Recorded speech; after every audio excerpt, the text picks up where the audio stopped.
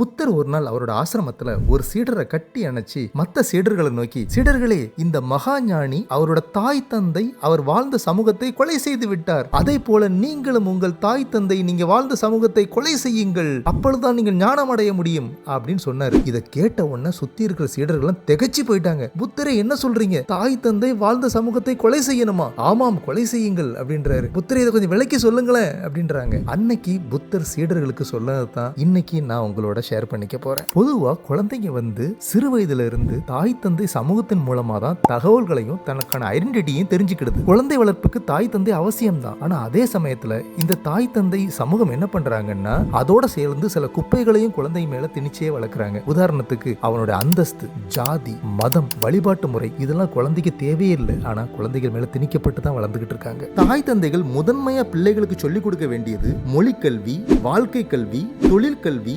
அறநெறிகள், தற்காப்பு கலை மற்றும் இயற்கை பாதுகாப்பு. அதை விட்டுட்டு ஜாதி, மதம், இனம் சார்ந்த போதனைகளை திணிக்கிறதுனால தான் உள்நாட்டு பிரச்சனைகள்ல இருந்து போர்கள் நடக்கிறது வரைக்கும் காரணமா இருக்கு. அடுத்தது சமூகத்தை எடுத்துக்கிட்டீங்கன்னா, நீ இப்படித்தான் வாழணும், வசதியா திருமணம் செஞ்சுக்கோ, அதிக பணம் சம்பாதி, பல பிள்ளைகளை பெற்றுக்கோ, சொத்து சேரு, அரசனுக்கு கட்டுப்பட்டு இரு, வழிபாட்டு தலங்களுக்கு நன்கொடை கொடு, அப்படி இப்படின்னு வாழ்நாள் முழுவதும் சுமையையும் எதிர்பார்ப்பையும் திணிக்குது. இப்படி தாய் தந்தை சமூகம் திணித்த கோட்பாடுகளையும் பொதிமாடு சுமக்கிற மாதிரி கடைசி வரைக்கும் நான் யாரு, என்னோட பிறப்பின் நோக்கம் அப்படிங்கிற சிந்தனையே இல்லாம ஓடிக்கிட்டே இருக்கிற மாதிரி செஞ்சுட்டாங்க. அவர்களால மனதில் திணிக்கப்பட்ட பதிவுகளை அழிக்கிறதுக்காகத்தான் தாய் தந்தை சமூகத்தை கொலை செய்யுங்கன்னு சொன்னாரே தவிர அவங்களோட உடலை கிடையாது. இப்படி பல வருடங்களாக உனக்கு தேவையில்லாத திணித்ததை அழிக்கிறதுக்கு மிகப்பெரிய வல்லமையும் துணிச்சலும் வேணும். மேலும் புத்தர் சொல்றாரு, உன்னுடைய வாழ்க்கையை உனது கையில எடுத்துக்கோ. இது உன்னுடைய வாழ்க்கை, வேறு யாரோட எதிர்பார்ப்பை நிறைவேற்றுறதுக்காக வாழாத. உன் தாய் தந்தை சமூகம் சுயநலமாக திணித்ததுக்காக நீ வாழ தேவையில்லை. உனது வாழ்க்கையை